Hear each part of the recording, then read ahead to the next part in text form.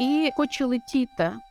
Я її отак тягну за одяг і ставлю ще на землю. Так, вони люблять трошки посміятися. В них є дуже розвинуте кумедні, я це зауважив. І тут на нас огортають енергії Архангела Рафаїла, і я бачу, що моя мама, яка стоїть поруч, відривається від землі. Ну і розказати людям, як це ти уявляєш, як ти це його відчуваєш.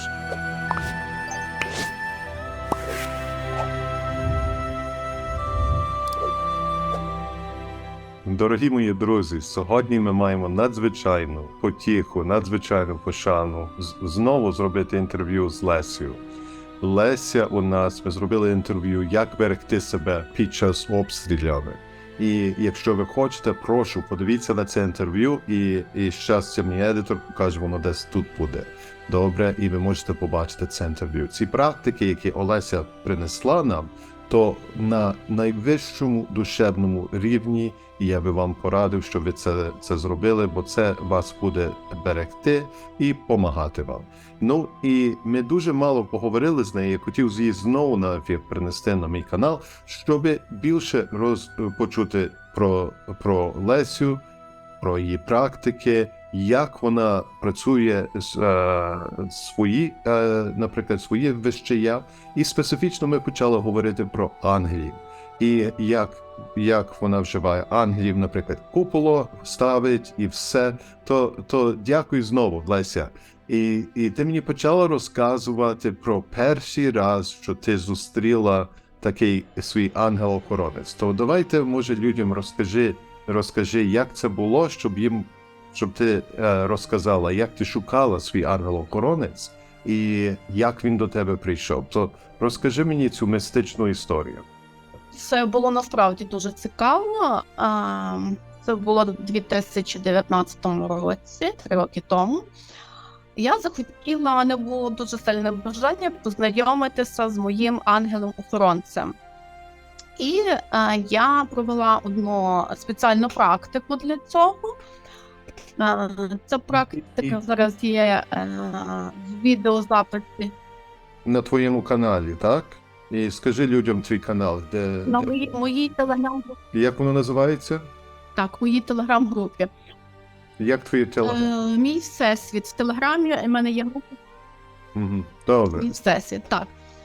І, значить, я проводжу цю практику, очікую в такому передчутті, хвилювання, знайомства з моїм ангелом-охоронцем. І з'являється переді мною, молодий чоловік з довгим світлим волоссям у зеленому вбранні. Дуже гарний. Я дивлюся на нього, і так як згідно з практикою, там треба запитати ім'я, і запитую, як тебе звати? І чую відповідь. А така відповідь була, якби ніби напівшепотом. Рафаель.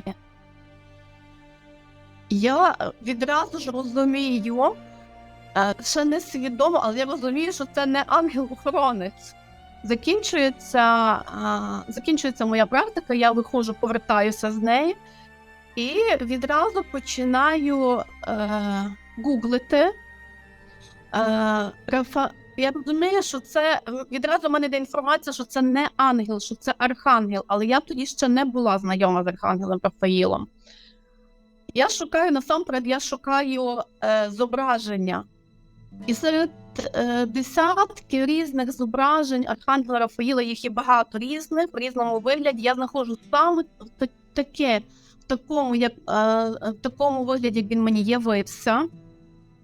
Зелене вбрання, такий в зеленому світлі, у сяйві зеленого світла, смарагдового світла. І далі я починаю читати, за що відповідає архангел Рафаїл. І я довідуюся, що архангел Рафаїл курує всі питання по здоров'ю. і фізичне, і психічне, і здоров'я тонкого нашого тіла енергетичного, і навіть здоров'я домашніх тваринок. І вже тоді, з того моменту, я заглибилася в знання про архангела Рафаїла, бо я зрозуміла, що це була не випадкова з'ява. І крок за кроком почалася моя взаємодія з цим архангелом. Мгм. І ти навіть і казала, Своїм ангелом я не познайомилася, так я не знаю, хто мій ангел-охоронець. то ти ще не знаєш, але ну, ми можемо Я пізніше. так, ми можемо це довідатися, як це є. А я, наприклад, відносно мого ангела-охоронця, я просто один раз медитував і поставив себе в такий транс-стейт. Я навіть не зрозумів, що таке медитації. І він до мене прийшов, і він називався Микола. І я почув його голос, і він виглядає, знаєш, якийсь, ну, такий, знаєш, невизначна людина. Десь так 60 років, в нього волосся отак, знаєш, як Путін робить. Ставить, знаєш, одного довше, а тоді перекидає. Він волосся не мав. Він був просто такий дуже невизначний, так? І він був так, що воно було через дзеркало, і ми мали маленьку дірочку, щоб поговорити. І одиноке, що я міг від нього чути, є його ім'я. І я не знав, як це зрозуміти. А в той сам час, то моєї сестри ангел-охоронець прийшов. І вона сказала їй ім'я. І вона показала, хто вони є. Але це цікаво відносно практики. То оцю практику, що ти маєш на твоєму каналі, воно працює? Ти вживала, щоб зустріти свого ангела, чи як? Чи ти зустріла архангела? До речі, я хочу сказати, що якщо з'являється замість ангела-охоронця, якщо з'являється вищий по рангу ангел, тому що архангели – це вже вищі по рангу ангели, це означає, що якщо з'являється архангел замість ангела, це означає, що ангел-охоронець наш перебуває в підпорядкуванні цього архангела, власне. Але якщо з'являється архангел, це означає, що архангел є головний, який хоче взаємодіяти з нами. Пізніше я робила знову цю практику, я зустріла таки свого ангела-охоронця, це жінка. Це жінка з довгим кучерявим волоссям. Я не запам'ятала ім'я, в неї дуже дивне, якось на букву але таке чудернатке, я такого імені ніколи не чула. Довге таке кучеряве волосся, і волосся в неї навіть відблискувало, отак як сніг відблискує, коли це сніг свіжий і з морозцем, і в неї отак відблискувало її волосся. Тобто, насправді, ця практика, її можна, якщо не вдалося з першого разу, встановити контакт з ангелом-охоронцем чи з архангелом, з будь-ким, і можна повторювати, вона не складна, вона повністю в мене записана, там є навіть легкий музичний супровід, вона дуже налаштовує на взаємодію. І можна повторювати, вона недовга насправді, можна повторювати до тих пір, поки не буде досягнутий результат. А результат однозначно буде досягнутий, якщо є старання. Ну і, наприклад, коли я роблю сеанс з людиною, або коли, наприклад, люди заходять в ті медитації, що я роблю, ви є в такий глибокий стан, що ви маєте можливість попросити, щоб ваш ангел-охоронець прийшов. Але люди не привикли, що я зауважив, люди не привикли просити, щоб ця душевна істота, людина, чи як душа прийшла до них, ангел прийшов до них, бо вони не знають, як спілкуватися з ними. То коли я беру людей у сеанс, то багато разів вони навіть не готові зустріти свого ангела-охоронця, і відразу я тоді прошу, наприклад, а може вашого душевного звіря. І тоді часом в той час душевний звір приходить і з ними спілкується. Мені дуже цікаво є, коли душевний звір приходить, щоб попросити, щоб людина сіла на свій душевний звір. Якщо, наприклад, я мав сеанс 2 дні тому, і до неї прийшов кінь.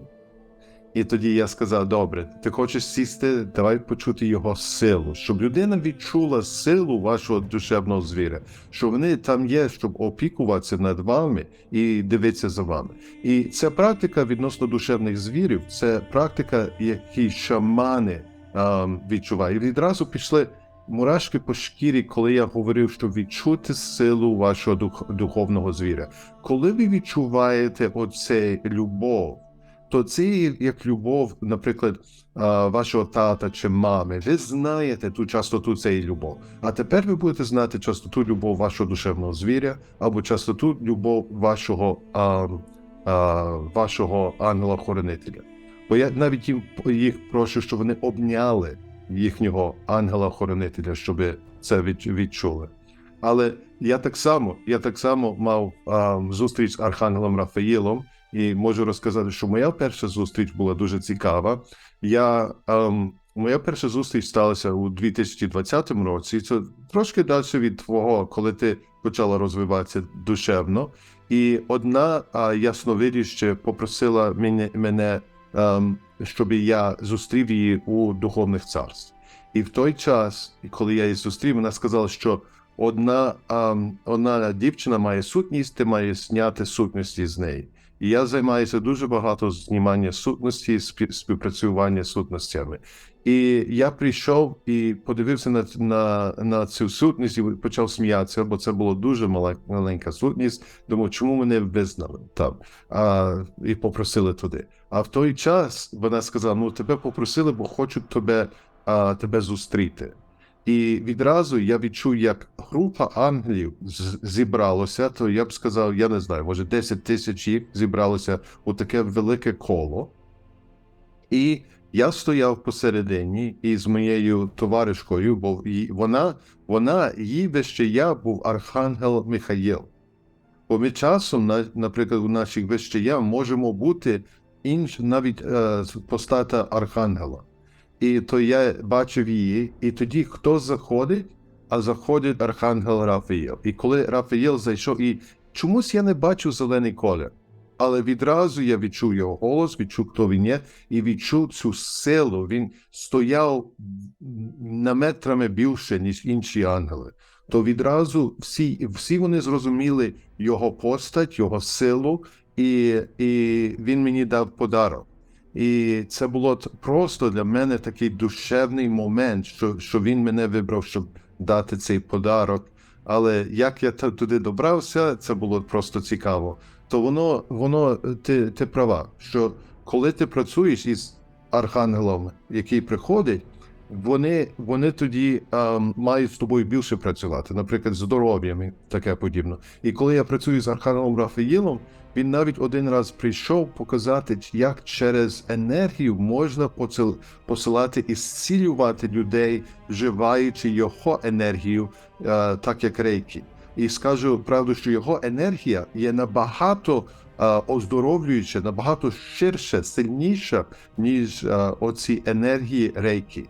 І воно було просто, чудо таке відчувати. І він так само один раз прийшов, щоб мені допомогти із Ведикс, чи як гіндуси вживають, кажуть, кундаліні awakening, щоб, ти уздоровився через кундаліні. І кундаліні є, коли енергія проходить через тебе. І він це зробив для мене один раз. Я цей кундаліні подав через себе. І це було дуже багато енергії, які пройшли через моє енергетичне поле. То я святкую цей день, я поздоровляю тебе, що ти з ним працюєш, тому що він є один сильний такий ангел, бо ти його зараз відчуваєш, так? Ти просто його відчуваєш, його частоти, так, Леся? І ти знаєш, це як хороший друг, так? Дуже. Я будь-якої хвилини я можу його покликати, і я відчуваю його присутність одразу, вже відчуваю його енергії поруч. Тобто я з ним вже настільки близько взаємодію, що я навіть мені не треба якихось особливих слів, щоб встановити контакт з ним, мені не потрібно особливо налаштовуватися. Я можу просто покликати Архангела Рафаїле, мені твої енергії потрібні на допомогу. І я собі тоді уявляю, я відчуваю, як його енергії з'являються навколо мене, і я бачу це смарагдове світло його енергії. Це вже як, так само таке легке спілкування, як ми зараз спілкуємося. То ви знаєте, як ви взаємодієте з ним, ви теж знаєте. Так, і він ніколи не каже «я зайнятий», так? Ти коли мала, що він каже «я зайнятий»? Перепрошую, бери білет, прийду на нас. Коли буду вільний, то... У мене з Архангелом Рафаїлом у мене, коли була хвора моя мама, вона не була хвора, мама вже втрачала сили, і я відчувала, що вона вже скоро піде. І я дуже молилася, зверталася, взаємодіяла енергетично з Архангелом Рафаїлом, бо я не один раз його водила маму в його ефірний храм під час медитацій. І дуже цікавий момент був, я з мамою в ефірному храмі, і я бачу, як і тут нас огортають енергії Архангела Рафаїла, і я бачу, що моя мама, яка стоїть поруч, відривається від землі і хоче летіти. Я її тягну за одяг і ставлю ще на землю. Тобто це вже був сигнал про те, що мама повинна відійти, що вона повинна в божественний дім, що її душа повинна повернутися в божественний дім, духовне царство. І я пригадую, я вийшла з цієї медитації, мені настільки було недобре, і я кажу до Архангела Рафаїла: я ж тебе прошу допомогти мені, я ж тебе прошу, щоб ти мені її врятував ще. Ти мене не чуєш чи як? Я ще кажу до нього: якщо ти мене не чуєш, якщо ти мені її не врятуєш, я не хочу тебе більше знати. Сталося так, що був мамин час, і буквально за добу мами не стало. І я тоді виставила дуже серйозний ультиматум Архангелу Рафаїлу. Кажу: все, я не хочу, я була, звичайно, в низьких вібраціях горя, втрати. Я кажу до Архангела Рафаїла: я не хочу тебе більше знати, ніяких взаємодій, ніяких більше лікувань. Я вже з ним лікувала інших людей, він вже мені допомагав досить серйозно. І маму витягнула теж з однієї її болячки завдяки енергіям Архангела Рафаїла. І що? Як це закінчилось? Я думаю, що він мені дав час прийти до тями, тому що мені потрібен був цей час. Я вже тоді знала, що вібрації поряд – це найнижчі вібрації, і що в цих вібраціях довго залишатися не варто, щоб не ослаблювати імунітет, щоб не пізнітися. Але страта була настільки, хто втрачав батьків, той знає, зрозуміє, настільки болючою, що я довгий час не могла справитися з цією втратою. Хоча, кажу, я себе завжди витягувала сама. І коли я вже через деякий час прийшла до тями, так би мовити, і я сказала: що, друже, вибач мене, була без голови. Була в розпачі, вибач, і давай далі взаємодіяти, співпрацювати. І він прийшов? Безперечно, безперечно. І розказати людям, як це ти уявляєш, як ти це його відчуваєш. щоб люди зрозуміли. Бо я до цього часу, до 2020 року, наприклад, коли я почав займатися з ангелами, я навіть читав книжки про людей, які бачили ангелів і з ними взаємодіяли. І я думав, ох, які казкори, які, знаєш, казки цікаві, які фантазери, що вони тут, знаєш, говорять і все. Знаєш, воно було цікаве для мене, але я думаю, що це все було блеф, це неправда, лапшу вішають нам і все. А тоді, коли це почалося мені під час гіпнозу, то я зрозумів, що це дійсність, а не фантазії, бо мої уяви навіть не можуть ці думки приносити мені. То як ти його відчуваєш? Ти робиш це відкритими очима чи заплющеними очима? Як ти його відчуваєш? По-різному. По-різному. Іноді навіть в мене буває так, що я хочу позаємодіяти, і я, значить, розкриваю долоні рук і кажу: Архангел Рафаїле, ти де? І прислухаюся до своїх відчуттів. В якій руці я відчую енергії і рух енергії і поколювання. І я тоді розумію, чи він за праву руку мене торкає, чи за ліву. Іноді буває так, що я просто відчуваю, як його енергії мене обіймають. Оце коли буває, що якісь нездужання, скажімо, бо всі ми люди земні і всяке буває. І я тоді кажу: Архангеле Рафаїле, потребую твоєї допомоги. Наприклад, щось мене там десь закололо. І я відчуваю, як мене обіймають його енергії, і за мить все зникає. Тобто проблема вирішується за мить. Мабуть, тому, що в мене вже дуже близький і дуже добре налагоджений контакт з ним. Такий контакт може, звичайно, встановити кожен, але для цього потрібен час і певні кроки. Так, і практика. Так. Мені дуже цікаво. Це є перший раз, що ми про цю тему навіть з тобою говоримо. І у мене, наприклад, він до мене один раз прийшов і сказав, що ти можеш зцілювати людей із моєю енергією. І він показав, як його енергія, на якому частоті воно є. І щоб як робити. І просто так, як рейкі, воно є інтелігентна енергія, ти можеш починати, наприклад, руки ставити чи на плечі, чи не. І воно знайде місце, де треба ото лікування. Ти не маєш його, знаєш, туди пхати у рану чи де. Воно знає, куди йти. І просто ти так само відчуваєш. Я відчуваю, що воно є як кран. Ти відкриваєш як кран, так? І ця енергія починає потікати. В тебе так само, як кран. Воно тече чи ні? Теж, так? Так, теж. І я іноді я його і бачу. Кажу, буває по-різному. Коли я роблю медитації на зустріч з ним, я тоді бачу його.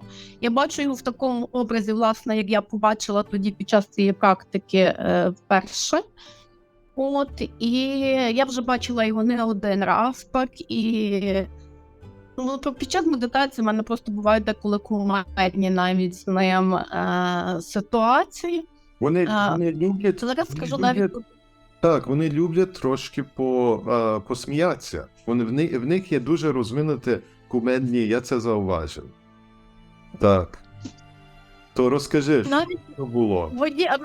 Розкажу одну медитацію, в якій навіть ця медитація пов'язана з вами. Значить, одна медитація, і я зустрічаю в цій медитації Архангела Рафаїла, і ми вітаємося, все, ми завжди обіймаємося з ним дуже як хороші друзі.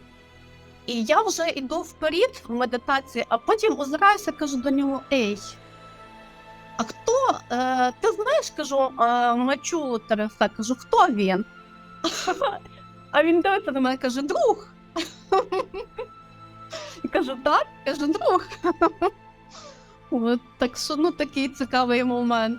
Це теж, напевно, воно для людей, які ніколи не робили медитації, воно звучить як вигадка, як казка, але це все реально насправді.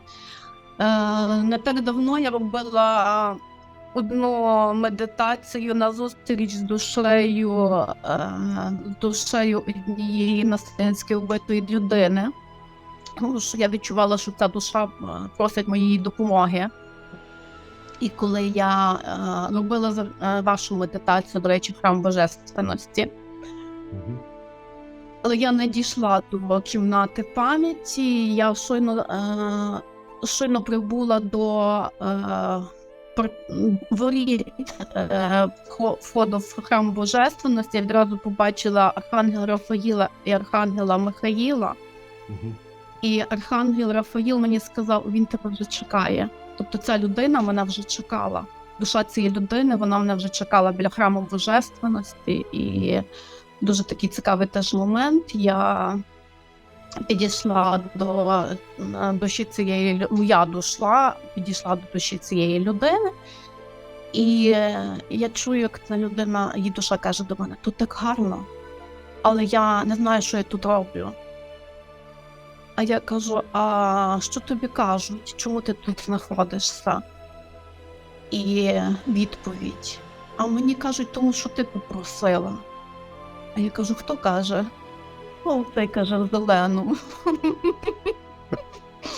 Тобто це про Архангела Рафаїла. Тобто і це настільки було неочікувано для мене. Так, я просила, але я от, власне, в цих молитвах за його душу я не зверталася конкретно до Архангела Рафаїла.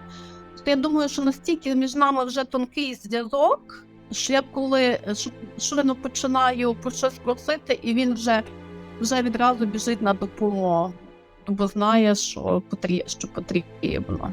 Таке.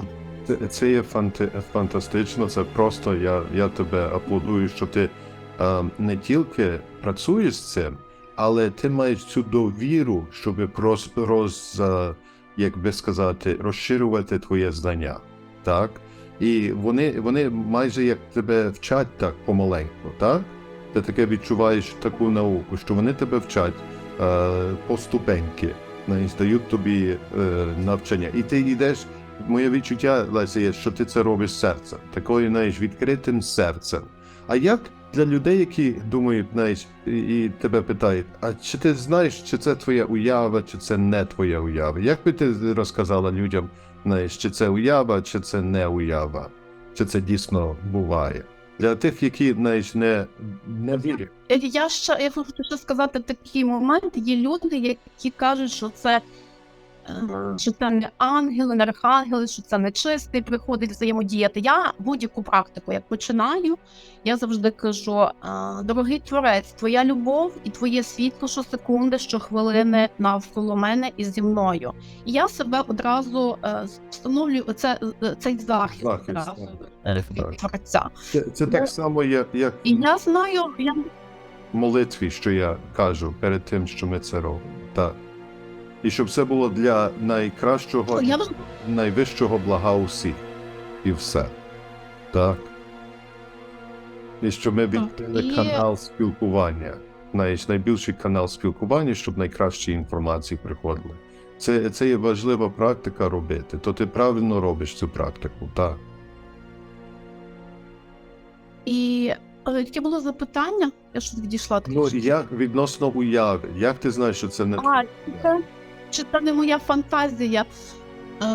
Я іноді, безперечно, що в мене теж бувають сумніви, чи це не... Бо в мене дуже бурхлива фантазія, насправді. У мене бувають сумніви, чи це не творіння моєї фантазії, оце все, що я бачу. І іноді я запитую під час цих медитацій, власне, в тих осіб, архангелів, з якими я взаємодію, а це відбувається насправді, чи це моя уява. І я тоді або отримую якісь сигнали про те, що це не уява моя, або іде така, типу, як по радіохвилі відповідь, що це не уява, що це ти справді тут перебуваєш, і це відбувається з тобою насправді. Ну, наша душа насправді має дуже великі можливості. Ми просто не уявляємо собі, ми їх не уявляємо і ми не знаємо про те, що нам можливо. Але під час медитацій, так само як і під час снів, так само як під час клінічної смерті, наша душа має можливості подорожувати. Вона не залишається з тілом, вона відділяється і вона йде собі в ті сфери, де вона бажає бути. Угу. Ну, і для тих людей, бо часом я получаю такі коментарі, а це не є по-християнськи, це не є в Біблії написано. Як ти реагуєш на ці запитання? Тарасе, я знаю, що мене на цей шлях привели мої життєві випробування. Тобто я не шукала якоїсь, будемо казати, бісівщини, щоб відійти від релігії. У мене були складні життєві випробування, і коли я шукала шляхи, методи, як допомогти мені, і почала медитувати, звичайно, що це не було відразу взаємодії з архангелами, це мав бути пройти якийсь шлях розвитку духовного, все йшло крок за кроком. Але коли я відчувала, як мені це допомагає, і тепер мені люди будуть казати, що це не по-християнськи, ради Бога, нехай кожен собі вибирає те, що його влаштовує. Ці методи перевірені мною власно, як вони мені допомогли особисто подолати мою, скажімо, психологічну кризу, мою життєву кризу. Мені не допомагали молитви, але мені допомогли медитації. І я знаю, що це ефективно, і я не вважаю, що це є гріх. Якщо хтось вважає, що це гріх, нехай молиться. Це справа кожного. В кожного свій духовний шлях, насправді. Так. Як один гіпнотерапевт говорив, що кожен має цю свою стежку до гори, так? І можете вживати або молитву, або можете вживати медитацію, або можете вживати інші шляхи, щоб дойти до тої душевної гори. Хочу одне сказати відносно цього запитання, що це християнське чи це не християнське. Я один раз зустрічався з ясновидящою, і вона бачила енергії, і ми так почали ходити до церков. То ми в неділю пішли до всіляких віровизнань. І це було, щоб шукати, чи Бог ходить до церкви. Так? Бо в кожній церкві може бути Бог. Ну і розкажу, ми були у всіляких, ми були в мусульманських церков, ми були у Pentecostal, Evangelical, у таких християнських, ми були навіть у Church of Scientology, таких інших церков. І кожний раз, навіть я хочу одне сказати для мене, яке дуже впливало мене, ми пішли до Сік. Вони називаються, це є релігія Сік. В Індії дуже багато є сіків, і воно називається Гурудвара. А я завжди любив, я в той час, я не є ясновидящий, я не бачу душів, я є просто гіпнотерапевт, який вміє підніматися, і тоді, коли я піднімаюся, для мене всі ці уяви приходять. То я у третьому цьому вимірі, я нічого не бачу відносно душів. А вона була ясновидяща, вона бачила.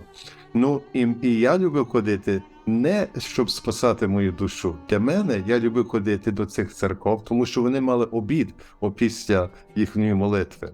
І то я любив наїстися після молитви. І кожному гурудвару вони роблять обід, так? То вони там обід під час навіть і молитви, вони там в підвалі і обід віддають людям. І це є безплатний такий обід, який вони всі мають це робити, таке вегетаріанська кухня. Ну, і коли вона там сиділа, що вона бачила? Вона бачила, як Ісус стоїть із руками і молиться, а коло нього стояли оці гуру, оці сік-гуру, і тоді був і Кришна. А Кришна був вище оцих гуру, і вони так всі молилися. Зараз було цікаво для мене зрозуміти, що Ісус не стояв вище них, Він не казав, що я є одинокий спосіб, знаєш, він зрозумів, він смиренно до цього ставився. Він розумів, що оці інші гуру помагали людям розширюватись їхню душевну. І він там стояв. І як вона мені це почала розказувати, я у серці зрозумів, що ці індуси, ці сікс, то вони є мої брати душевні. Вони просто, ми один одного не розуміємо, тому що вони мають інші душевні практики. І я до цього підходжу так. Наприклад, а що є Христос? Христос – це є любов. Ну як ти можеш мені сказати, що я не відчуваю любов? Я розумію, що це таке любов. І якщо я не відчуваю, то ти кажеш, що ти, наприклад, маєш сумнівів, що я вмію любити або вмію працювати із любов'ю, то прошу, не кажіть, що я маю таке. Дуже багато в християнстві є, з християнської релігії, наприклад, були оця католицька інквізиція і все, де вони знущалися, де вони починали війни і таке подібне у історії розповсюдження християнства. Або навіть як Колумбус приїхав в Америку, то що він робив? Він знищував людей, так? І тепер ми маємо римо-католицькі ці, як би сказати, лицарі Колумба, так? А він скільки людей не знищував. Ми так само маємо і священики, педофілів у римо-католицькій вірі, і вони так само є християни.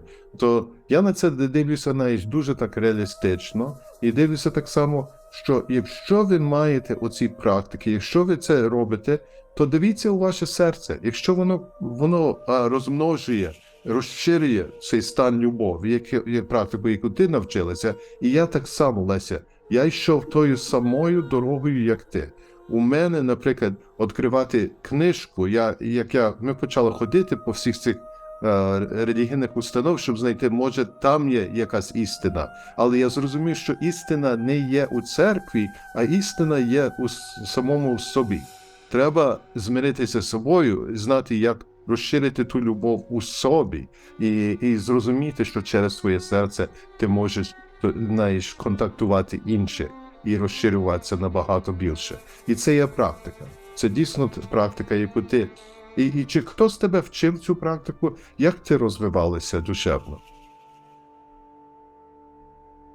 Це дуже цікаве питання. Як я розвивалася, я завжди шукала, завжди, можливо, це навіть ще сприяла моя професійність, бо я в минулому журналістику багато років пропрацювала, більше 10 років в журналістиці, я була завжди журналістиця, шукачі інформації.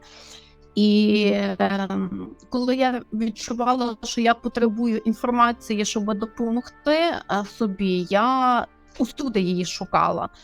Усюди це фактично всюди в мережі, в інтернеті, бо це найдоступніше. Я шукала різні книги, я шукала різні медитації, різні практики, як у відео-варіантах, так і в інформаційних варіантах. Я вже не пригадую, де саме я знайшла була оцю практику зустрічі з ангелом-охоронцем, але я знайшла її, вирішила, що я спробую, і я відчула результат. До того ще, власне, я кажу, коли я витягувала себе з життєвої кризи, теж я розуміла, що я повинна собі допомогти, і я шукала різні методи, як підвищити власну самооцінку, як пробачити людину, яка мені зробила дуже боляче, пробачити насамперед для себе, тому що якщо я відпущу цей біль від себе і пробачу цю людину, буде добре і цій людині, і мені буде добре. Я звільнюся від образи, тому що образа – це не є нічого доброго насправді. І я пробувала, я шукала, і врешті я знайшла. Я зараз не пригадую, що це були за практики, але я пробувала все. Це почало одне, щось трішки подіяло. Треба мені ще більше. Я тоді ще щось інше шукаю. І так от таким ланцюжком воно тягнуло одне за одним. І так десь воно дійшло. А от, власне, знайомство з Архангелом Рафаїлом в мене вже відбулося після того, коли в мене вже коли я вже була, якщо можна так сказати, напічкана інформацією про сили думки, коли я вже знала всю інформацію, яка є в «Квантовому воїні» Джона Кехо, коли я вже була знайома з літературою Робіна Шарми і так далі. Я думаю, що всі проходили через цих авторів, різних оцих авторів, і я вже тоді. І, власне, дуже цікавий момент, що коли це сталося буквально десь, мені здається, через місяць, можливо, місяць перед тим було, я познайомилася з Архангелом. Був хворий мій тато, і в нього почало гіршити здоров'я. Я перебувала в той час на відстані близько 2000 кілометрів від батьківського дому. Я знала, що я не зможу поїхати. Я тоді ще не працювала з енергіями для лікування. Але я вирішила спробувати скомбінувати щось з цієї інформації, яка вже в мене була в голові. І я зробила таку установку. Я знаю, що гірше я не зроблю моєму батькові, що я цією практикою не погіршу його здоров'я. Якщо я зроблю, якщо я доможуся покращення, я буду дуже щаслива. І я створила власну медитацію впливу на підсвідомість. В тій медитації я впливала на підсвідомість тата свого. І там була теж задіяна і мантра Хо'опонопоно, і ще я зробила коктейль, медитацію коктейль. Я знання, які я мала. І я її кожного дня, кожного вечора я її повторювала. Я переносилася енергетично в батьківську квартиру. Я енергетично з'єднувалася з моїм татусем. Я в підсвідомість його вкладала певні думки. Результат прийшов через 10 днів. Мама мені по телефону, я не вкладала певні думки, не буду говорити, що це були за думки, але думки на покращення його здоров'я. І мама мені почала говорити, власне, все, що я вкладала, воно все починало діяти. Вона каже, тато сьогодні отак зреагував, а він оте попросив, а я це все вкладала в його підсвідомість. І це було, коли мені мама це говорила, я все казала, дякую вам, небеса, дякую вам, вищі сили, дякую, це працює. Я така щаслива, що я можу взаємодіяти з вашими енергіями. І, власне, я так думаю, що з цього моменту вже з цієї моєї медитації і в мене вже почався такий тісніший зв'язок із іншими енергіями.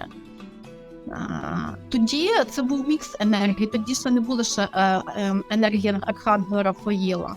Це я зверталася до енергії Творця. Це були енергії Творця, таке. І коли я вже прийшла навчатися тета-хілінгу в 2021 році, я скажу, я була дуже підкована вже. Мені навіть не потрібен був цей тета-хілінг. І, звичайно, що я розширила свої знання якісь, але я і не користуюся так от стандартно тими методами, які я взяла з тета-хілінгу. Я завжди міксую щось в своїй голові, в своїх практиках, і я бачу, що це працює, і я дуже тішуся з того насправді. Ти просто вживаєш, я так відчуваю, що ти вживаєш своє серце як отой показник, куди ти маєш йти. Так? Що воно є твій гід. Твоє серце є твій гід, що ти шукаєш і як ти розвиваєшся. Фантастично. То так, я думаю, що щоб завершити нашу зустріч і все, що люди можуть ці практики робити. Просто треба тільки відкрити серце, треба послухати медитації, треба шукати, треба бути прихильний до нових знання, нових відчуттів і бути впевнені, що ви відчуваєте у вашому серці. Ти б згідна була з тим, так, Леся? Тебе замерзло. Замерзло. Добре, то я тут замерзла. Так?